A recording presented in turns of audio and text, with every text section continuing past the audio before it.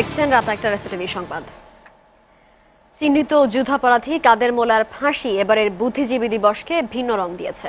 অনেকখানি কলঙ্কমুক্ত মনে শহীদ বুদ্ধিজীবী স্মৃতিসৌধে শ্রদ্ধা জানিয়েছে সেই সব সূর্য সন্তানদের পরিবার সহ গোটা জাতি। তারই সূত্রে সরকারের পক্ষ থেকে বাকি যুদ্ধাপরাধীদের বিচারের রায়ও কার্যকরের অঙ্গীকার পুনর্ব্যক্ত করা হলো। তবে শহীদ বুদ্ধিজীবী দিবসকে পাশ কাটিয়ে একতরফা নির্বাচন পরিকল্পনার অভিযোগে সরকারের সমালোচনায় মুখর বিরোধী দল। মজনু হোসেনের ক্যামেরায় আশিকুর রহমান শ্রাবণের আরেকটি রিপোর্ট। কুয়াশার চাদর ভেদ করে ভোরের সূর্য উঠছে, বিউগল থেকে করুণ হয়ে ভেসে আসছে শ্রদ্ধার সুর। শহীদ বুদ্ধিজীবীদের জন্য রাষ্ট্রপতি ও প্রধানমন্ত্রীর শ্রদ্ধা। সরকার প্রধান হিসেবে শ্রদ্ধা জানানোর পর নেতাকর্মীদের নিয়ে দলীয় প্রধান রূপে শেখ হাসিনার ফের শ্রদ্ধা নিবেদন।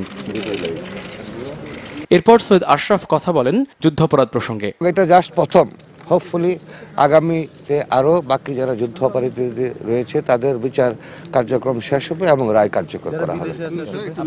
বিদেশেও যারা আছে তাদেরকেও দেশে ফিরিয়ে আনা হবে। বুদ্ধিজীবী স্মৃতিসৌধে বিরোধী দলীয় নেতা বেগম খালেদা জিয়াও শ্রদ্ধা নিবেদন করেন নেতাকর্মীদের সঙ্গে নিয়ে। বিএনপির স্থায়ী কমিটির একজন গুরুত্বপূর্ণ সদস্য বর্তমান সরকারের গণতান্ত্রিক মানসিকতা নিয়ে প্রশ্ন তোলেন। এই সরকার একগুঁয়েমিভাবে একতরফাভাবে একটি নির্বাচন করতে যাচ্ছে।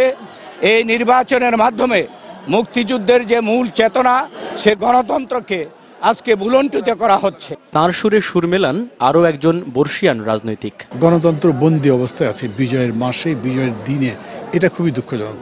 ভিআইপির পর সুযোগ মেলে আমজনতার। নানা রঙের ব্যানার, ফেস্টুন আর ফুল হাতে স্রোতের মতো তারা এসে জমা হন বুদ্ধিজীবী বেদিতে। সেই জনস্রোতে মাথায় পতাকা বেঁধে শিশু এসেছিল বাবার কাঁধে চড়ে। ছিলেন পঙ্গু মুক্তিযোদ্ধা থেকে শুরু করে তরুণ যুবা সবাই। বিজয়ের মাসে একজন যুদ্ধাপরাধীর সর্বোচ্চ শাস্তি কার্যকর হওয়ায় অনেকখানি দায়মুক্ত বুদ্ধিজীবী পরিবারের সদস্যরা। এবং আশার আলো দেখা, বাংলাদেশকে ন্যায্যতার পথে, সত্যের পথে দেখা, সেই ভাবনার জায়গায় আমরা সবাই একইভাবে ভাবছি। শোক তো আছে, কিন্তু যে আগে ক্ষোভ অভিমান ছিল তা অনেক কম। আমরা এখন আশান্বিত এবং আমি সবচেয়ে বড় কথা, আমি বাংলাদেশের কাছে কৃতজ্ঞ। তবে মুক্তিযোদ্ধা ও তাদের সন্তানদের কণ্ঠে এখনো ক্ষোভ, পাওয়া না পাওয়ার অমিল সমীকরণ। আজকে মুক্তিযোদ্ধারা রিক্সা চালাচ্ছে, ওই কুলিগিরি করতেছে, এটা করতেছে, এটা জাতির জন্য একটা লজ্জাজনক ব্যাপার। ঘরে ঢুকে মুক্তিযোদ্ধাকে হত্যা করা হচ্ছে, এটা স্বাধীন বাংলাদেশে আমরা মেনে নিতে পারি না। মুক্তিযোদ্ধার সন্তানেরা জনস্রোত যখন মূল বেদিকে ফুলে ফুলে ভরে তুলছিল, ঠিক তখন বুদ্ধিজীবীদের কবরেও কেউ কেউ দাঁড়িয়ে শ্রদ্ধায় নত হচ্ছিলেন। লাল সবুজ পতাকা উঠছিল কোথাও কোথাও। সবকটা জানালা খোলা ছিল, তবু তাঁরা ছিলেন অভিমানী। আসেননি ৪১ বছর একটি বারের জন্যেও চুপি চুপি। কারণ তখনও তাদের হত্যাকারীরা বাংলার বুকে সদম্ভে ঘুরে বেড়াচ্ছিলেন, শ্বাস নিচ্ছিলেন মুক্ত বাতাসে। আজ এই ৪২তম পৌষে এসে বাংলাদেশের ঘরে ঘরে স্বাধীনতার সুবাতাস পৌঁছাক আর না পৌঁছাক, অন্তত ফাঁসির দড়িতে শুরু হয়েছে বুদ্ধিজীবীদের রক্তঋণ শোধ করার কার্যক্রম।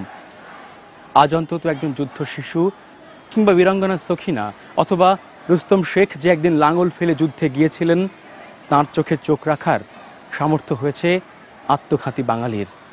আজ শোকের দিনে সমস্ত বুদ্ধিজীবীদের প্রতি আন্তরিক শ্রদ্ধা। আশিকুর রহমান শ্রাবণ, SATV, ঢাকা। নির্বাচনে অংশ নেয়া না নেয়ার বিষয়ে জাতীয় পার্টিতে বিভেদ স্পষ্ট হয়ে উঠেছে।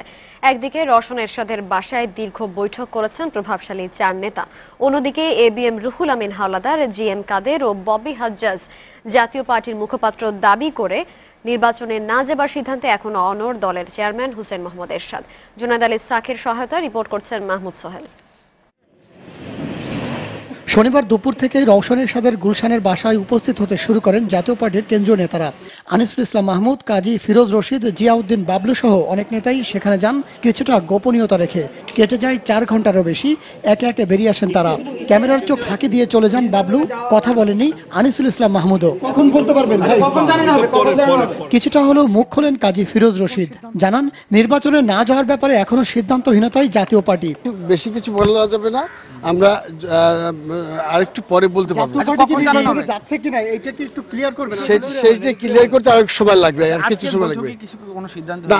আমরা ডিটেলস আলোচনা করতেছিলাম যে আমাদের কোন ক্যান্ডিডেট কোথায় আছে, কি অবস্থা আছে, প্রত্যাহার কারা করলো, এই সমস্ত নিয়ে আলোচনা হচ্ছে। দীর্ঘ সময় আমরা আলোচনা করলাম।